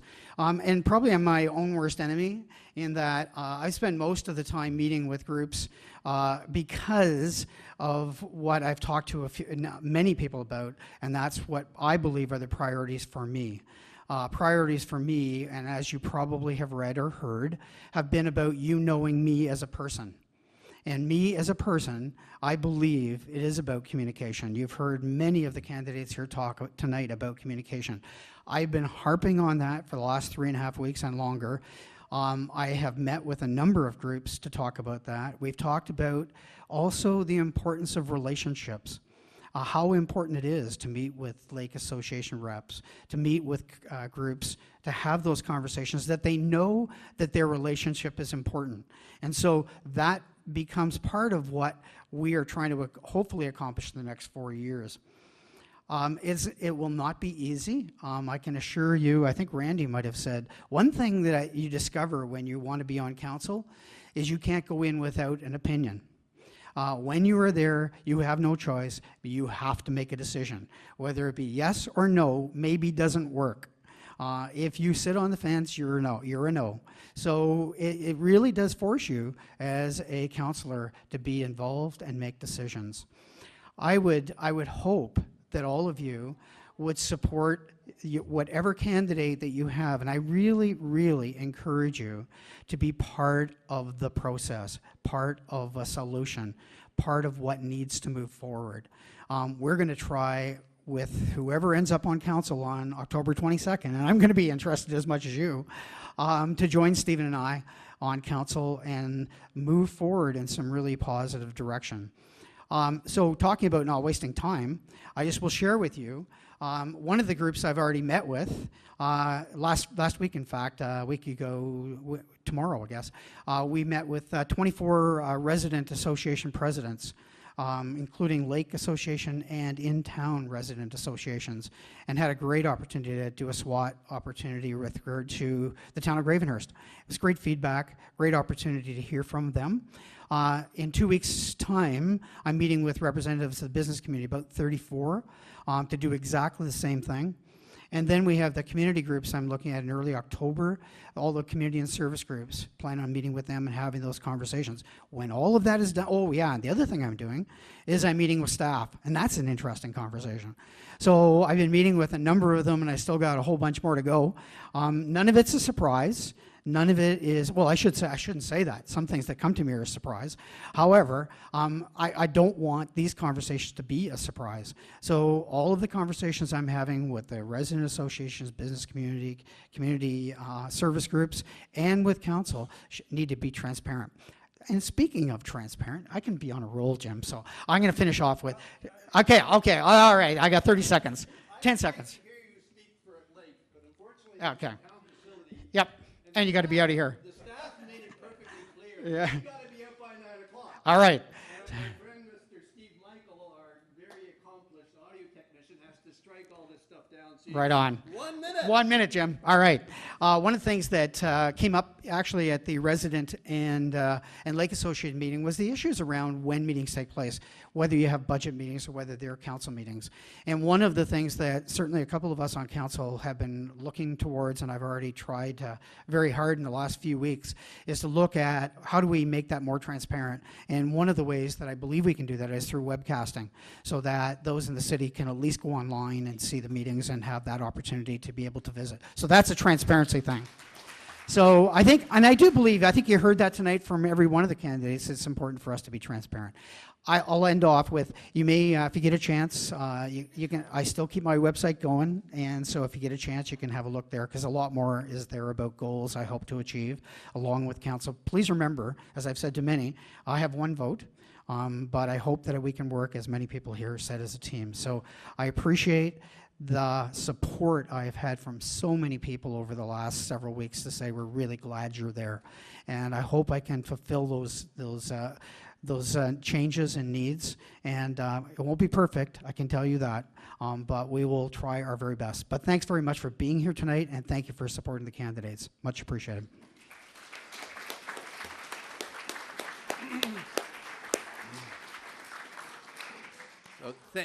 Whoops, okay. Am I still live, Stephen? Yes, we are. Okay, thank you very much, Mayor Kelly, and we're all looking forward to a really successful 4 years under your leadership. So we're just about wrapped up, but I do have one request. So all these risers you see came up from Barrie, and I didn't know how small the elevator was, so I helped hump all 12 of these up the stairs, and my back is killing me. So if there's anybody that could lend us a hand tomorrow at 9 o'clock, we had 4 or 5 guys with weak brains and strong backs like I have. If you could help us out, we'd like to get these down the stairs so our supplier can pick them up. So if anybody feels so inclined, that would be a great help. Otherwise, my back's going to be really sore again tomorrow.